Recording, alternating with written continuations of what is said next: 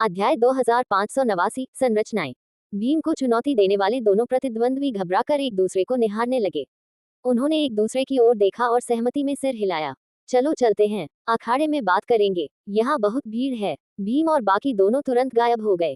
इसके बाद दो उन्नत स्तर के साधक आए और उन्होंने नाका को चुनौती दी। अगले दो उन्नत स्तर के सिद्ध साधकों ने साहा को चुनौती दी। शेष चार उन्नत स्तर के साधक आगे आए और उन्होंने हस्तिन गांव के दो अन्य शक्तिशाली साधकों को चुनौती दी, जो भी उन्नत स्तर पर थे। फिर दो शिखर स्तर के साधक आए और उन्होंने युद्धि को चुनौती दी। गांव के मुखिया को पूरी प्रक्रिया के दौरान प्रतिद्वंद्वियों ने स्वीकार किया कि वे हस्तिन गांव के लोगों से हीन हैं और उन्होंने केवल दो बनाम एक की चुनौती दी, उन सुनहरे ग्रंथों के साथ। पार्थ ने न तो हिलडुल किया और न ही विरोध किया। केवल जब अंततः मर्मन और शिन की बारी आई, तब उसने अपनी आंखें खोली। कहीं तुम लोग भी दो बनाम एक की चुनौती देने के लिए सुनहरे ग्रंथों का इस्तेमाल करने की कोशिश तो नहीं कर रहे हो? मायरमन ने गहरी सांस ली और शर्म से अपना चेहरा छुपाने को बेताब हो गया। लेकिन फिर भी उसने जवाब दिया, हमारे पास कोई चारा नहीं है। अगर आप चाहें तो हमें दोष दे सकते हैं, लेकिन आपको खुद को भी दोष देना होगा। आपका हस्तिन गांव हद से ज्यादा घमंडी हो गया है। जब आप बहुत शक्तिशाली हो गए, तो बाकी गुटों की असुरक्षाओं को शांत करने के बजाय आपने खुद को श्रेष्ठ समझा। आपने हमारी नाराजगी को और भड़काया और यहाँ तक कि घमंड से वे स्वर्णिक ग्रंथ जारी कर दिए, जिनका इस्तेमाल मालिक अपनी शर्तों पर आपको चुनौती देने के लिए कर सकते हैं। सच कहूं तो आपने खुद ही यह खामी छोड़ी है। सारा दोष आपका ही है। मिर्मोन की लंबी चौड़ी सफाई सुनकर पार्थ बस मुस्कुराया। मैंने तो बस यही पूछा था कि क्या आप भी ऐसा ही करना चाहते हैं। मेरा मतलब कुछ और नहीं था। मिर्मोन, तुम इतने रक्षात्मक कब से हो गए? जवाब में उसे सिर्फ एक घुरघुराहट मिली। पार्थ ने शिन की तरफ देखा भी नहीं, लेकिन शिन शर्म से जमीन की तरफ देख रहा था। खैर, इस समय मान सम्मान और स्वाभिमान जैसी बातों की चिंता मत करो। तुम लोगों ने जो मुसीबत खड़ी की है, अब उसका सामना करो। चुनौती दो। मिर्मोन और शिन ने सुनहरे स्क्रॉल आगे बढ़ाए। पार्थ ने दोनों स्क्रॉल लिए और तीनों गायब हो गए। तीनों एक खुले मैदान में प्रकट हुए। हस्तिन गांव से बहुत दूर। मैदान में कुछ भी नहीं था, घास का एक तिनका भी नहीं। उनके नीचे केवल काली मिट्टी थी। जब तुमने इस बंजर जमीन को साफ किया था, तभी मुझे पता चल गया था कि तुम लोग कुछ तो कर रहे हो। पार्थ ने बेपरवाही से कहा और जमीन को छुआ। जमीन से अच्छी तरह वाकिफ होने के बावजूद उसे उसमें कुछ अलग सा एहसास हो रहा था। शुरू करने से पहले, क्या मैं जान सकता हूँ कि तुमने ऐसा फैसला क्यों लिया? पार्थ ने फिर पूछा। उसने दोनों आदमियों को देखा और थोड़ा भावुक हो गया। कभी वे दोस्त थे, प्रतिद्वंद्वी गुटों में होने के बावजूद उन्होंने साथ में काफी यादें संजोई थी। वे साथ पले बड़े, साथ सीखा, साथ बड़े हुए। इतना सब कुछ सहने के बाद ऐसी हालत में पहुंच जाना कितना दुखद था। तुम बहुत शक्तिशाली हो पार्थ। सिर्फ तुम ही नहीं, हस्तिन गांव में हर कोई। नाका, जो एक उन्नत स्तर का साधक है, शिखर स्तर के साधकों को भी आसानी से हरा सकता है। साहा अपनी रणनीतियों से, अगर उसे पर्याप्त तैयारी का समय मिले, तो शायद एक दर्जन शिखर स्तर के साधकों को भी हरा सकता है। तुम्हारा भाई भीम, उसने बचपन में मेरी इतनी पिटाई की थी कि मुझे आज भी वो बुरे सपने आते हैं। युद्धि शायद अकेला सामान्य है, लेकिन मुझे लगता है कि अगर मैं ऐसा मान लूं तो मैं मूर्ख ही होऊंगा। और फिर तुम तो हद से ज्यादा विकसित हो गए। तुम शुरू से ही बाकियों से आगे रहे हो। जब हम शिखर पर पहुंचे, ठीक उसी समय जब मुझे लगा कि हम सब बराबर हो गए हैं, तुमने सारी सीमाएं तोड़ना शुरू कर दिया। दुनिया ने हमें देवता बनने से रोका। हमने अनगिनत पूर्वजों को खुदकुशी करते या उस बंधन को तोड़कर उच्च शक्ति की प्राप्ति के प्रयास में मरते देखा। लेकिन तुम बिना किसी बंधन को तोड़े ही शक्ति प्राप्त करते जा रहे थे। तुमने हमें मेरी औकात दिखा दी। बिना कोशिश किए ही हमें नीचा दिखा दिया। अब जब तुम उस बाहरी बच्चे को लाए और उन्होंने उसकी इस तरह इतनी दृढ़ता से रक्षा की, हम उस फैसले के आगे कुछ नहीं कर सके। इससे हमें अपनी बेबसी का पता चल गया।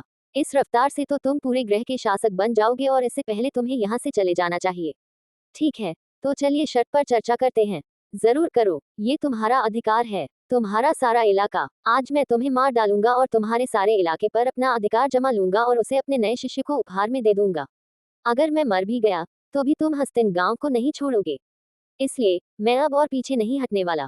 तैयार हो जाओ। मायरमन और शिन ने एक दूसरे को देखा और सिर हिलाया। लड़ाई शुरू हो गई, लेकिन उस पर कोई बड़ा हमला या जानलेवा वार नहीं हुआ। इसके बजाय आसपास की ऊर्जा में अचानक तेजी आई। काली मिट्टी से बने कई गोले जमीन से निकले। वे उड़ते हुए गए। छोटे छोटे गोलों ने पूरे मैदान को घेर लिया। एक गुंबदनुमा संरचना बन गई। पार्थ ने उस अजीब ऊर्जा को महसूस किया जिसे उसने पहली बार मैदान में देखा था। सैम बिल्कुल सही कह रहा है। तुम लोग इतने समझदार नहीं हो कि वह तुम्हारे बारे में इतना सोचे। अगर तुम सचमुच वही करोगे जो उसने कहा है, तो तुम जीतने वाले नहीं हो। अगले कुछ दिनों के बाद हो सकता है कि मैं सचमुच इस ग्रह का मालिक बन जाऊं। पार्थ ने थोड़ा सा शरीर हिलाया। इसी बीच कहीं दूर भीम पार्थ की तरह इतनी लंबी बातचीत नहीं कर रहा था, बल्कि वह एक और खाली जगह के बीच में खड़ा था। वह हवा में नहीं उड़ रहा था, बल्कि नंगे पैर जमीन पर खड़ा था। एक सुनहरा गुंबद पूरे इलाके को ढके हुए था और एक अदृश्य दबाव उस पर पड़ रहा था। उसकी मांसपेशियां बुरी तरह तनावग्रस्त थी। उसे लग रहा था जैसे उसका पूरा शरीर 10 गुना भारी हो गया हो। लेकिन उसके चेहरे पर वही शरारती मुस्कान थी, जिसने बाकी लोगों को बेचैन कर दिया। अध्याय 2590 सर्प। नाका, साहा और युद्धि की स्थिति भी कुछ ऐसी ही है। वे सभी खाली मैदानों में हैं और अलग अलग सैन्य टुकड़ियां उन्हें दबाने की कोशिश कर रही हैं। लेकिन उनमें से कोई भी विचलित या परेशान नहीं दिख रहा है। उनके चेहरे पर बस एक मुस्कान है, जबकि उनके विरोधी अपने हमलों के लिए तैयार हो रहे हैं। इसी बीच हस्तिन गांव में तनाव बढ़ गया, क्योंकि पार्थ के निर्देशों के अनुसार सभी शक्तिशाली योद्धाओं के गांव छोड़ने के बाद हालात और भी गंभीर और खतरनाक होने वाले थे। और वे सही थे। गांव के केंद्र में गांव के कई बुजुर्ग और अपने अपने साधना स्तर के नेता स्वयं द्वारा पहले से लगाए गए पर्दों को देख रहे हैं। पर्दों ने गांव के चारों ओर लगभग हर दिशा को ढक रखा था। उनमें चारों ओर की हरियाली और उससे जुड़ी शांति का स्पष्ट दृश्य दिखाई दे रहा था। लेकिन अगले ही पल ये दृश्य बदल गया। विभिन्न स्तरों के सैकड़ों साधक अलग अलग स्तर के सरीसृपों पर सवार होकर पूरी ताकत से हस्तिन गांव की ओर दौड़ रहे हैं। गुंबद के नीचे मौजूद सभी लोग तनावग्रस्त हो गए, और ये तनाव तब और बढ़ गया जब उन्होंने देखा कि कई निपुण साधक, जिनमें से अधिकांश प्रारंभिक और मध्य चरण के थे, बाकी सैनिकों के साथ गांव की ओर उड़ रहे थे। उनका मार्च गति और दक्षता पर केंद्रित नहीं था, बल्कि वे अपने रास्ते में आने वाली हर चीज को नष्ट करते और समतल करते जा रहे थे। पत्थर, पेड़, झाड़ियां और घास, उन्होंने कुछ भी नहीं छोड़ा। वे ऐसे व्यवहार कर रहे थे मानो उन्हें डर हो कि इनमें से कोई भी चीज उनके लिए खतरा बन सकती है। उन्होंने घास के हर तिनके को दैवीय हथियार मानकर उसे पूरी तरह नष्ट कर दिया। इससे हस्तिन गांव के लोग और भी घबरा गए। सौभाग्य से इतनी धीमी चाल के बावजूद दुश्मन गुंबद के बाहर पहुंचने में ज्यादा देर नहीं लगा पाए।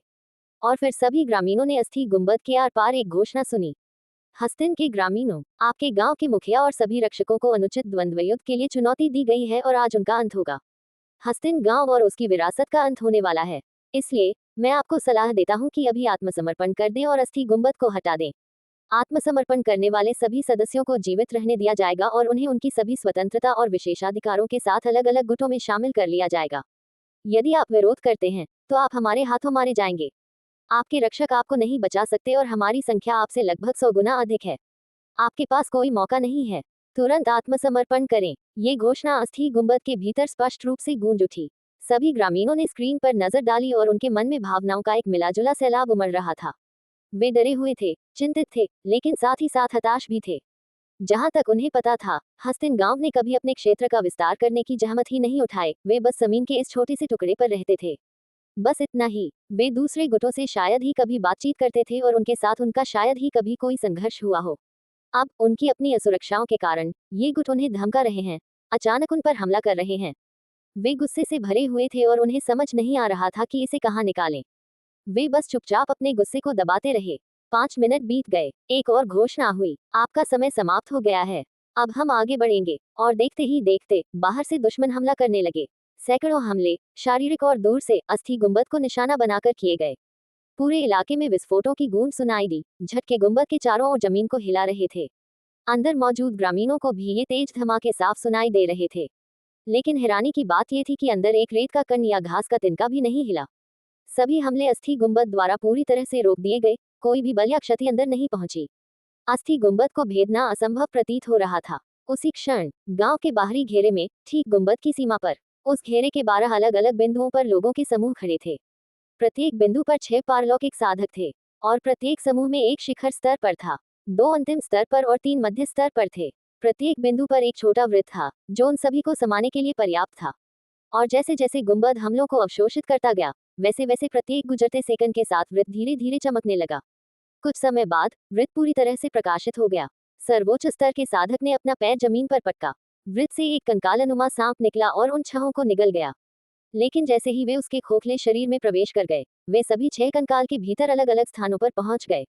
सर्वोच्च स्तर का साधक सिर के भीतर था, और हड्डियां सांप की रीढ़ की हड्डी से निकली और उसके सारे छिद्र बंद कर दिए। ये देखने में एक आम सांप जैसा ही लग रहा था, बस फर्क इतना था कि यह पूरी तरह से हड्डियों से बना था। ये सीधा ऊपर की ओर बढ़ता गया, जब तक कि इसकी पूरी लंबाई, जो 100 मीटर से भी अधिक थी, एक खंभे जैसी नहीं हो गई। फिर यह मुड़ा और अपने सिर से जमीन में धंस गया। हड्डियों के गुंबद के बाहर समूह ने पूरी ताकत से गुंबद पर हमला किया, लेकिन वे गुंबद पर एक खरोंच तक नहीं लगा सके। ये बहुत थका देने वाला था। और उसी क्षण उन्हें जमीन के नीचे कुछ हलचल महसूस हुई। तारानकन धमाका। हड्डियों का सांप जमीन से बाहर आया और भीड़ के बीचों बीच टूट पड़ा। तारानकन धमाका धमाका धमाका। जैसे जैसे ये जमीन पर टेढ़े मेढ़े रास्तों पर रेंगता गया, सांप को जोड़ने वाले जोड़ों के बीच छोटे छोटे अंतराल थे और उन अंतरालों से कई ऊर्जा विस्फोट आसपास के लोगों पर दागे गए। सांप ने केवल पारलौकिक अवस्था के लोगों को निशाना बनाया और पूर्व पारलौकिक और दीक्षा अवस्था के साधकों को हड़पते हुए आगे बढ़ गया। हमले पूरे समूह को निशाना बनाकर किए गए थे और इससे पहले कि वे समझ पाते कि क्या हो रहा है, कई साधक गंभीर रूप से घायल हो गए। कुछ मिनटों बाद ही उन्होंने देखा कि उनकी ओर क्या आ रहा है। एक विशालकाय सांप हवा में तैरता हुआ कुंडली मारकर हवा में ऊपर उठ गया और उसका सिर अपने अगले लक्ष्य की ओर था।